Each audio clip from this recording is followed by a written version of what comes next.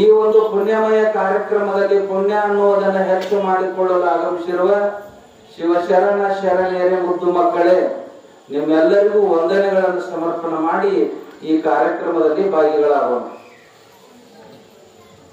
ಬಹಳ ಶ್ರೇಷ್ಠವಾಗಿರುವಂತಹ ಮನುಷ್ಯನ ಉದ್ಧಾರಕ್ಕಾಗಿ ಇರುವ ಪರ್ವಕಾಲ ಈ ಶ್ರಾವಣ ಮಾಸ. ನೀವು ಎಂದು ಕುಂತ್ರ ಕೆಲಸ ಆಗೋಲ್ಲ, ಮುಂದೆ ಕುಂದಿರ್ಬೇಕು. ಎಮ್ಮೆ ಇಡ್ಬೇಕಾದ್ರೆ ಎಲ್ಲಿ ಕುಂದಿರ್ಬೇಕ್ರಿ? ಎಮ್ಮೆ ಡೊಬ್ಬದ ಮ್ಯಾಲ್ರೆ ಕೆಳಗ ಕುಂದಿರ್ಬೇಕ್ರಿ. ಮಹಾರಾಜನ ಮಗಳಿದ್ರು ಹಾಲು ಬೇಕಂದ್ರೆ ಎಲ್ಲಿ ಕೊಡ್ಬೇಕ್ರಿ? ಕೆಳಗೆ ಕೊಡ್ಬೇಕಿಲ್ರಿ. ಹಂಗ ಇನ್ನೊಂದು ನಿಮಗೆ ಹೇಳ್ತಾ ಇದ್ದೇನೆ, ದಕ್ಷಿಣ ದಿಕ್ಕಿಗೆ ಮುಖ ಮಾಡಿ ಕೂಡಬಾರ್ದು. ಇದು ಸೂರ್ಯ ದಿಕ್ಕು ಅಂದ್ರೆ ಮುಂದಿಂದ ಸೂರ್ಯ ದಿಕ್ಕಿದು, ಸೂರ್ಯ ಹುಟ್ಟು ದಿಕ್ಕ, ಮತ್ತ ಇದು ದಕ್ಷಿಣ ದಿಕ್ಕ ಆಗ್ತದ ಹೌದಲ್ರಿ? ದಕ್ಷಿಣ ದಿಕ್ಕಿಗೆ ಕುಂದಿರಬಾರ್ದು ಅಂತ ನಿಯಮ ಅದ. ನೀವು ಇತ್ತ ಕುಂದ್ರ ಚಲೋ ಏನಟ್ಟು ಕೊಡ್ರಿ, ನಾಳೆಯಿಂದ ಮಾಡ್ರಿ. ದಕ್ಷಿಣ ದಿಕ್ಕಿಗೆ ಕುಂತು ಊಟ ಸಹಿತ ಮಾಡಬಾರ್ದು. ದಕ್ಷಿಣ ದಿಕ್ಕಿಗೆ ಕುಂತು ನೀವು ಊಟ ಮಾಡಿದ್ರಿ ಅಂದ್ರೆ 4 ರೊಟ್ಟಿ ತಿನ್ನೋರು 8 ರೊಟ್ಟಿ ತಿಂತಾರ. ನೀವು ಮನ್ಯಾಗ 10 ಮಂದಿಗೆ ಮಾಡಿರ್ತೀರಲ್ರಿ, ಇಬ್ಬರಿಗೆ ಖಾಲಿ ಆಗತ್ತಂತ. ದಕ್ಷಿಣ ದಿಕ್ಕಿಗೆ ಕುಂತು ಊಟ ಸಹಿತ ಮಾಡಬಾರ್ದು. ಮಲ್ಕೊಂಡ್ರ ಕತಿ ಕೇಳಿರಿ ನೀವು. ಆಣಿ ಮಲ್ಕೊಂಡಿತ್ತ, ಆಣಿ ಯಾವ ಕಡೆ ಮಾಡಿತ್ರಿ? ತಲೆ ಉತ್ತರ ದಿಕ್ಕಿಗೆ ತಲೆ ಮಾಡಿತ್ತು, ದಕ್ಷಿಣ ದಿಕ್ಕಿಗೆ ಕಾಲು ಮಾಡಿತ್ತು. ಉತ್ತರ ದಿಕ್ಕಿಗೆ ಎಂದು ತಲೆ ಮಾಡಬಾರ್ದು, ದಕ್ಷಿಣ ದಿಕ್ಕಿಗೆ ತಲೆ ಮಾಡಿ ಮಲ್ಕೋಬೇಕು. ಹಿಂಗೆ ನಿಯಮಗಳದಾವ. ಅದಕ್ಕೆ ಶ್ರಾವಣ ಮಾಸದಲ್ಲಿ ಪುರಾಣ ಅಂದ್ರೆ ಮತ್ತೊಂದು ಏನಿಲ್ಲ, ನಾವು ಹೆಂಗಿರ್ಬೇಕು ಅನ್ನುವುದನ್ನ ಕಲಿಸ್ತದ ಒಂದು. ಎರಡನೇದ್ದು, ನಾವು ಇಲ್ಲಿ ತನ ಏನ್ ಮಾಡಿದ್ದು ಶ್ರಾವಣದಾಗ ಏನ್ ಮಾಡ್ಬೇಕು ಅನ್ನೋದನ್ನ ಕಲಿಸುವುದೇ ಈ ಶ್ರಾವಣ ಮಾಸ. 11 ತಿಂಗಳ ಪರ್ಯಂತರ ನಿಮ್ಮ ಸಂಸಾರದೊಳಗೆ ನೀವು ಕೆಲಸ ಮಾಡ್ತೀರಿ. ನಾವು ಮ್ಯಾಲ ಹೇಳ್ತೀವಿ, ನೀವು ಮನೆಯಾಗಿದ್ದ ಇಲ್ಲಿ ಬರೋದು ಎಷ್ಟು ಪಾಪ ಇರ್ತಾವ ಗೊತ್ತಿಲ್ಲ. ಏನ್ರಿ ಮುಖ ತೊಳ್ಕೊಂಡು ವಿಭೂತಿ ಹಚ್ಕೊಂಡು ಭಂಡಾರ ಹಚ್ಕೊಂಡು ಶುದ್ಧ ಮನಸ್ಸಿನಿಂದ ಬಂದು ಕುಂತೀವಿ, ಎಲ್ಲಿ ಪಾಪ ಅನ್ಬಹುದು ನೀವು? ನೀವು ಮನೆಯಾಗಿದ್ದ ಇಲ್ಲಿಗೆ ಬರಬಹುದ ಪಾಪ ಆಗ್ಯದ. ನೀವು ಮನೆಯಿಂದ ಇಲ್ಲಿಗೆ ಬರಬಹುದು, ಎಷ್ಟೋ ಜೀವರಾಶಿಗಳನ್ನು ತುಳ್ಕೊಂತ ಬಂದಿರಿ ಗೊತ್ತಿಲ್ಲ ನಿಮಗ್. ಎಷ್ಟು ಇರುವಿಗಳು ಸತ್ತಾವ ಗೊತ್ತಿಲ್ಲ, ಪಾಪ ಆಗ್ಯದ. ಎಷ್ಟೋ ರೈತರು ನೀವು ಇವತ್ತು ಕೀಟನಾಶಕಗಳನ್ನು ಹುಡುಕ್ರಿ, ಕೋಟ್ಯಾನು ಕೋಟಿ ಜೀವರಾಶಿಗಳು ಸತ್ತು ಹೋಗ್ತಾವ. ಮತ್ತೆ ಏನ್ ಮಾಡುದ್ರಿ? ಹೊಡಿದ ಕೊಲ್ಲುದ ಅಂತೀರಿ, ನೀವು ತುಳಿದ ಅಂತೀರಿ. ಬರೀ ನೀವು ಒಂದಿಷ್ಟು ಮುಳ್ಳು ಚುಚ್ಚಲಿ, ಒಂದಿಟ ಬಹಳ ಪ್ರಾಣ ದೂರ ಮುಳ್ಳು ಚುಚ್ಚಿದ್ರೆ ಹೆಂಗಾಗ್ತದ? ಮತ್ತ ಅವಕ್ಕೂ ಪ್ರಾಣ ಹರಣ ಆಗ್ತದಲ್ಲ, ಇದು ಪಾಪ ಬರ್ತಾ ಇದೆ. ಈ ಪಾಪ ಅನೇಕ ಜನ್ಮಗಳಲ್ಲಿ ಒಂದಲ್ಲ, ಕಣ್ಣಿನಿಂದ ಪಾಪ ಆಗ್ಯಾರ. ಕಣ್ಣಿನಿಂದ ನೋಡಬಾರದನ್ನ ನೋಡಿವು. ಯಾರು ಪಾರ್ವತಿ ಅವತಾರ ಇದ್ದೋ, ಯಾರು ಲಕ್ಷ್ಮಿ ಅವತಾರ ಇದ್ದೋ, ನಿಜ ಸ್ವರೂಪವನ್ನು ನೋಡಲಿಕ್ಕೆ ಆಗಲಿಲ್ಲ. ನಮಗೆ ಪಾಪ ಆಗ್ಯದ. ಏನು ಕೇಳಬೇಕಾಗ್ಯದ ಅದನ್ನು ಕೇಳಲಿಲ್ಲ. ಭಗವತಿಯ ನಾಮಸ್ಮರಣೆ ಕೇಳಬೇಕಾಗಿತ್ತು, ಭಗವಂತನ ನಾಮಸ್ಮರಣೆಯನ್ನು ಕೇಳಬೇಕಾಗಿತ್ತು, ಅದನ್ನು ಕೇಳಲಿಲ್ಲ. ನಾವು ಕಿವಿಯಾಗ ಮಾತಾಡ್ತಿರ್ತಾರ ನೋಡು, ಈಗ ಮಾತಿಲ್ಲ ಕತೆ ಇಲ್ಲ. ನಾವು 1 ತಾಸು ಮೈಕ್ ಹಚ್ಚಿದ್ರೆ ನೀವು ಮರಿಬಹುದು, ಆದ್ರೆ ಕಿವಿಯಾಗ ಇಟ್ಟು ಮಾತಾಡ್ತ ಹೌದು ಇವಾಗ ನಮಗೂ ಗೊತ್ತಿರ್ತಾರ, ಸಂಶಯ ಬಂದಿರ್ತ. ಎಲ್ಲಿ ಹೋಗಿ ತೊಳ್ಕೊಳ್ಳೋದ್ರಿ?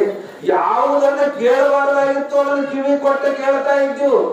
ಯಾವುದನ್ನ ಕೇಳಬೇಕಾಗಿಲ್ಲ ಮೈಕ್ ಹಚ್ಚಿದ್ರು ಹೋಗುದಿಲ್ಲ. ಇದು ಆಶ್ಚರ್ಯಕರ ಘಟನೆ. ಯಾವುದನ್ನ ಕೇಳಬೇಕಿಂತ ಅದನ್ನು ಕೇಳಬೇಕು. ದೇವರ ಮುಂದೆ ದೇವರ ದರ್ಶನ ಮಾಡುವಾಗ 2 ಕಣ್ಣುಗಳಿಂದ ನೋಡ್ಬೇಕು. ಶ್ರೀಶೈಲಕ್ಕೆ ಹೋಗ್ರಿ, ಎಲ್ಲೇ ದೇವಸ್ಥಾನಕ್ಕೆ ಹೋಗ್ರಿ, ಹೋದಾಗ ಕಣ್ಣು ಮುಚ್ಕೊಂಡು ರೌಂಡ್ ಹಾಕಬಾರದು. 2 ಕಣ್ಣುಗಳಿಂದ ತುಂಬಾ ಮನಸ್ಸಿನಿಂದ ಪರಮಾತ್ಮನನ್ನು ನೋಡಬೇಕು. ಅದನ್ನೆಲ್ಲ ಬಿಟ್ಟು ಎಲ್ಲ ಅನೇಕ ಪಾಪಗಳು ನಾಶ ಆಗಬೇಕಾಗಿತ್ತು. ಅಂದ್ರೆ ಶಾಸ್ತ್ರ ಪುರಾಣಗಳನ್ನು 11 ತಿಂಗಳು ಮಾಡಿದಂತ ಪಾಪ ಈ ಶ್ರಾವಣ ಮಾಸದ 1 ತಿಂಗಳು ಮಾಡಿದ್ರೆ ಎಲ್ಲವೂ ಸುಟ್ಟು ಹೋಗ್ತದ. ಅದಕ್ಕೆ ಈ ಶ್ರಾವಣ ಮಾಸದಾಗ ಶಾಸ್ತ್ರ ಪುರಾಣಗಳನ್ನ ಕೇಳಬೇಕು ಅಂತ. ನೀವು ಹೇಮರೆಡ್ಡಿ ಮಲ್ಲಮ್ಮನ ಪುರಾಣ ಚಾಲು ಮಾಡಿರಿ, ಎಷ್ಟು ಆಶ್ಚರ್ಯದ ನೋಡ್ರಿ. ಇಟಗಿಯ ಭೀಮಾಂಬಿಕ ಹಾಲು ಮತದಲ್ಲಿ ಹುಟ್ಟಿ ಇಡೀ ಮಣಕುಲವನ್ನೇ ಉದ್ಧಾರ ಮಾಡಿದ್ದು. ಒಂದು ಜಾತಿ ಅಲ್ಲ, ಬಸವಣ್ಣನವರು ಬ್ರಾಹ್ಮಣ ಜಾತಿಯಲ್ಲಿ ಹುಟ್ಟಿದ ಒಂದ ಅಲ್ಲ, ಇಡೀ ಮಾನವ ಕುಲವನ್ನೇ ಉದ್ಧಾರ ಮಾಡಿದರು.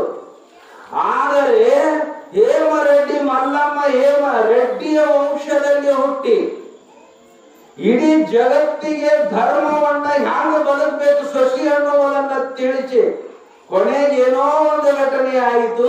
ರೆಡ್ಡಿ ಕುಲಕ್ಕೆ ಬಡತನ ಬೇಡ, ರೆಡ್ಡಿ ಬಂಗಾರದ ಕಡ್ಡಿ ಆಗಲಿ ಅಂತ ಬೇಡ್ಕೊಂಡು ದೇವರು. ಯಾಕಂದ್ರೆ ಅಕ್ಕಿ ಮಾವರಿಗೆ ಬಡತನ ಬಂದಿತ್ತು, ಸರ್ವನಾಶ ಆಗಿತ್ತು, 40 ಎಕರೆ ಹೊಲ ಮೂಳು ಬೆಳೆದಿತ್ತು, ಶಾಪ್ ಆಗಿತ್ರಿ. ಅದನ್ನೆಲ್ಲ ಕೊನೆಗಾಣಿಸಿ ಒಂದು ಮನಿ ಅಲ್ಲ ಇಡೀ ವಂಶವನ್ನ ಉದ್ಧಾರ ಮಾಡಿದಳು. ಆಕೆ ಹುಟ್ಟೋಕ್ಕಿಂತ ಮೊದಲು ಒಂದು ಘಟನೆ ನೆನಪು ಮಾಡ್ತಾ ಇದ್ದೀನಿ. ಮಹಾತ್ಮರು ಹುಟ್ಟಿ ಬರಬೇಕಾದ್ರೆ ಸುಮ್ಮನೆ ಬರಂಗಿಲ್ಲ. ನೀವು ಕೇಳಬೇಕಾದಂತ ವಿಷಯ ಇವತ್ತು. ಹೇಮರೆಡ್ಡಿ ಮಲ್ಲಮ್ಮ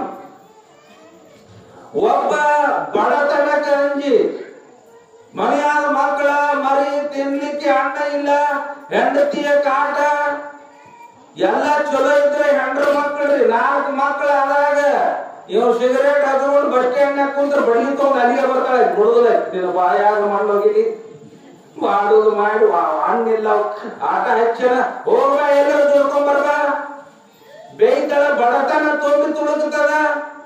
ಅಂತ ಸಮಯದಲ್ಲಿ ಸಾಕಾಗಿ ಈ ಬಡತನಕ್ಕೆ ಧಿಕ್ಕಾರವಿರಲಿ ಅಂತ ಹೇಳಿ ವೇಮ ಕೊಂಚಟಿಗ ಅನ್ನತಕ್ಕಂತ ಒಬ್ಬ ರೆಡ್ಡಿ ಮನೆಯ ಮನುಷ್ಯ ಶ್ರೀಶೈಲಕ್ಕೆ ಹೋದ. ಶ್ರೀಶೈಲಕ್ಕೆ ಹೋಗ ಯಾವ ದೇವಸ್ಥಾನಕ್ಕೆ ಹೋಗ ನೀವು ದೇವರು ಬಾ ಅಂತವ್ರಿ. ಅದಕ್ಕೆ ದೇವ್ರಕ್ಕಿಂತ ಊರು ದೊಡ್ಡವ. ಶ್ರೀಶೈಲದಾಗ 8 ದಿನ ಶ್ರೀಶೈಲ ಮಲ್ಲಿಕಾರ್ಜುನನ ಕಸ ಹೊಡೆದ, ಮಾತಾಡಿಸ್ಲಿಲ್ಲ. ಗುಡಿ ಕಸ ಹೊಡೆದ, ನೀರ್ ಹೊಡೆದ, ದೇವರು ಮಾತಾಡಿಸ್ಲಿಲ್ಲ. ಆವಾಗ ಪೂಜಾರಿಗೆ ಕರುಣಾ ಬಂತ. ಏನು 8 ದಿನ ಆಯ್ತು ಕಸ ಹೊಡಿತಿ, ನೀರ್ ಹೊಡಿತಿ, ನಿನ್ ಊಟ ಹೆಂಗ, ನೀ ಎಲ್ಲಿಂದ ಬಂದಿ? ಯಪ್ಪಾ ನಾನು ಬಡತನ ಕಂಜಿ ಸಾಕಾಗ್ಯದ, ನನ್ನ ಜೀವನವೇ ಸಾಕಾಗ್ಯದ ಅಂತ ಇಲ್ಲೇ ಇರುತ್ತೀನಿ ಅಂದಾಗ ನೀ ಕಸ ಹೊಡಿ ನೀರ್ ಹೊಡಿ ಅಂತ ಅವ್ನ ದಿನಾ ಪ್ರಸಾದ ಪೂಜಾರಿ ಕೊಡ. ಆದ್ರೆ ನಂದೊಂದು ಕಂಡೀಷನ್ ಏನು ಅಂದ್ರೆ ಇದು ಶ್ರೀಶೈಲ ಮಹಾನ್ ಗುಡ್ಡ, ನೀನು ದಕ್ಷಿಣ ದಿಕ್ಕಿಗೆ ಅಪ್ಪಿ ತಪ್ಪಿ ಹೋಗಬೇಡ. ಉತ್ತರಕ್ಕೆ ಹೋಗು, ಪೂರ್ವಕ್ಕೆ ಹೋಗು, ಪಶ್ಚಿಮಕ್ಕೆ ಹೋಗು, ದಕ್ಷಿಣ ದಿಕ್ಕಿಗೆ ಹೋಗಬೇಡ. ಆಯ್ತು ಅಂತ ಹೇಳಿ ಸೇವಾ ಮಾಡಿದ. 3 ತಿಂಗಳು ಹೋತು, 4 ತಿಂಗಳು ಹೋತು, 6 ತಿಂಗಳು ಶ್ರೀಶೈಲ ಮಲ್ಲಿಕಾರ್ಜುನ ಕಸ ಹೊಡೆದ, ಏನೇನೂ ಆಗಲಿಲ್ಲ. ಅವಂದ 6 ತಿಂಗಳಾತ ಬಂದು ಮಕ್ಕಳ ಮರಿ ಏನಾದ್ರು ಗೊತ್ತಿಲ್ಲ. ಏನಾದ್ರೂ ಭಗವಂತನ ಸ್ಮರಣ ಮಾಡಿ ಏನಾದ್ರೂ ಸಂಪಾದನೆ ಮಾಡ್ಕೋಬೇಕಂತ ಬಂದ್ರೆ ಏನೂ ಸಿಗ್ಲಿಲ್ಲ. ಇಲ್ಲರ ಏನದ ಅಂತೇಳಿ ತನ್ನ ಗಂಟು ಕಟ್ಕೊಂಡು ಎದ್ದ ಪೂಜಾರಿಗೆ ಹೇಳಲಾರ. ಆದ್ರೆ ನೆನಪಾತ ದಕ್ಷಿಣ ದಿಕ್ಕಿಗೆ ಹೋಗಬೇಡ. ಈಗ ನಿಮ್ಗೆ ಹೇಳ್ತಾನ ಲೈಟ್ ಕಂಬದಲ್ಲಿ ಅಲ್ಲಿ ಮದ್ದದ ಒಂದು ದಿವ್ಯವಾಗಿರ್ತಕ್ಕಂತ ಒಂದು ಸಾಮಾನು ಮುಚ್ಚಿಟ್ಟು ನೀವು ಯಾರು ನೋಡ್ಲಾರ್ದ ಹೋಗ್ಬೇಕು, ಯಾರು ನೋಡ್ಬೇಕಂತ. ಒಪ್ಪಿ ತಪ್ಪಿ ಕಣ್ಣು ಹಾದ ಬಿಡ್ತದ ನಿಮ್ಗೆ, ಸುಳ್ಳು ಹೇಳಿದ್ರು ಕೂಡ. ಹೌದಿಲ್ರಿ? ಯಾವುದನ್ನ ಮಾಡಬೇಡ ಅಂತೀರ ಹಠದಿದ್ದಂಗ ಮಾಡ್ತದ ಮನಸ್ಸ. ಆವಾಗ ನನ್ನ ಜನ್ಮ ಸಾಕಾಗದ, ಬಾಳ ನನ್ನ ಪ್ರಾಣ ಹೋಗ್ಬೋದು ಅಂತ ಆಗ್ಬಿಟ್ಟ ದಕ್ಷಿಣ ದಿಕ್ಕಿಗೆ. ದಕ್ಷಿಣ ದಿಕ್ಕಿಗೆ ಹೋದ, ಬೆಟ್ಟ ಹೋದ, ನೀರಡಿಕೆ ಆಯ್ತ್ರಿ ಫುಲ್.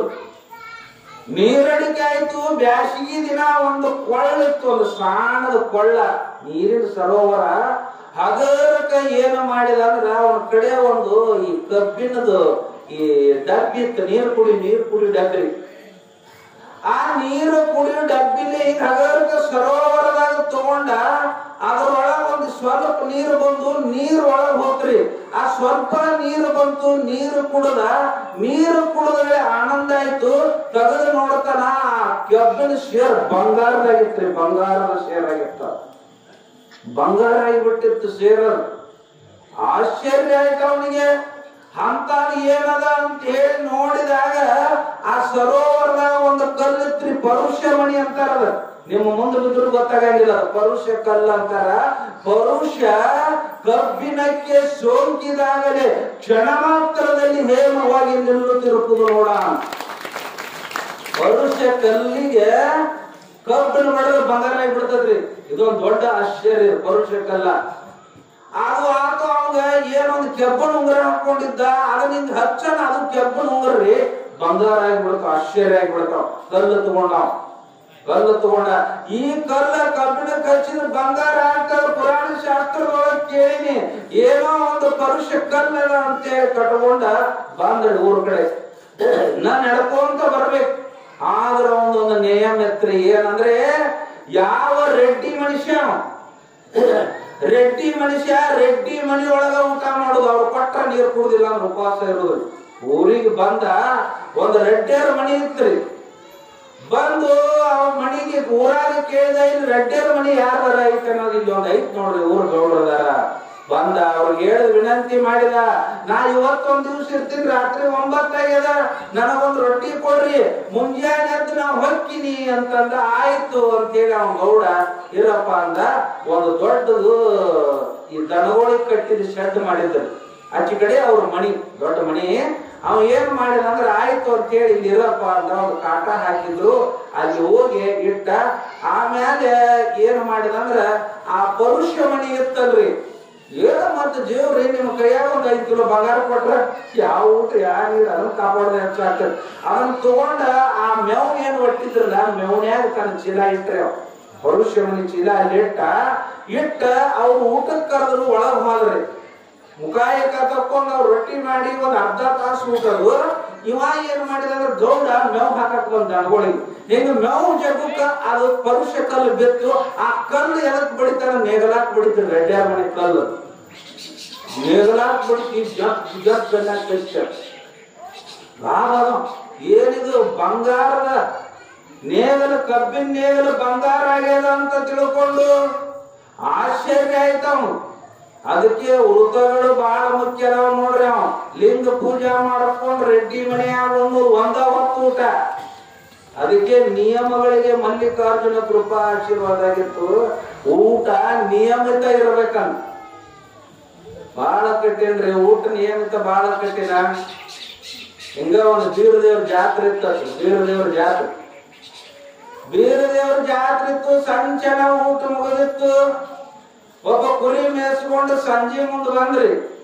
ಸಂಜಿನಾಗ 7-8 ಆಗಿತ್ತು. ಎಲ್ಲಾ ಮುಗಿದಿತ್ತು. ಇನ್ ತೊಳೆದು ಇಡಾಕ್ ಇಟ್ಟಿದ್ರು. ಇನ್ನೊಂದ್ 4 ಬಕೆಟ್ ಸಜ್ಜಕ ಪಲ್ಯ ಅದು ಎಲ್ಲಾ ಇಟ್ಟಿದ್ರು. ನಮಗಟ್ಟು ಪ್ರಸಾದ ಕೊಡ್ರಿ ಅಂತ ಬಂದ. ಕಂಬಳಿ ಇಟ್ಟ ಒಂದ್ ಎಲಿ ಹಾಕಿದ್ರಿ. ಪತ್ರಾವಳಿ ಎಲಿ ಹಾಕಿದ್ರು. ಪತ್ರಾವಳಿ ಎಲಿ ಹಾಕಿದ್ರಳನ ಅವ ಏನ್ ಮಾಡಿದ ಅಂದ್ರ ನೀಡಾವ ಹೋಗಿ ಒಂದು ಪುಟ್ಟ್ಯಾಗ ಸಜ್ಜಕ ತಗೊಂಬಂದ್ ನೀಡಿದ್ರಿ. ಒಂದ್ ಕಾಟ್ ಸಜ್ಜಕ ನೀಡಿದ. ತಡಿತಮ್ಮ ಉಣ್ಬೇಡ, ಬದ್ನಿಕಾಯಿ ಪಲ್ಯ ತರ್ತೀನಿ ಅನ್ನ. ಬಡ್ಯಾಗ ಎಲಿ ಪತ್ರಾವಳಿ ಎಲಿ ಅಂದ್ರೆ ಇದ್ರು ಹಾಕಿದ್ದವು. ಪತ್ರಾವಳಿ ಎಲಿ ಮ್ಯಾಲ ಬದ್ನಿಕಾಯಿ ಇದು ಸಜ್ಜಕ ಹಾಕಿದ.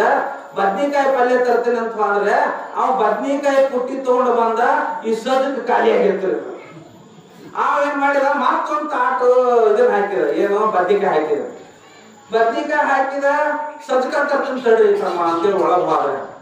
ಆ ಬರೋದ ಬದ್ನಿಕಾಯಿ ಖಾಲಿ ಆಗಿರ್ತಾರ. ಮತ್ತ ಸಜ್ಜಕ ತಂದ. ಹಿಂಗ 5-6 ಸಲ ಹಾಕ್ರಿ. ಅದು ಒಂದೊಂದು ತಾಟ ಸಜ್ಜಕಕ್ಕ ಬದ್ನಿಕಾಯಿ ಬೆಟ್ಟಿನ ಆಗಲಿಲ್ಲ.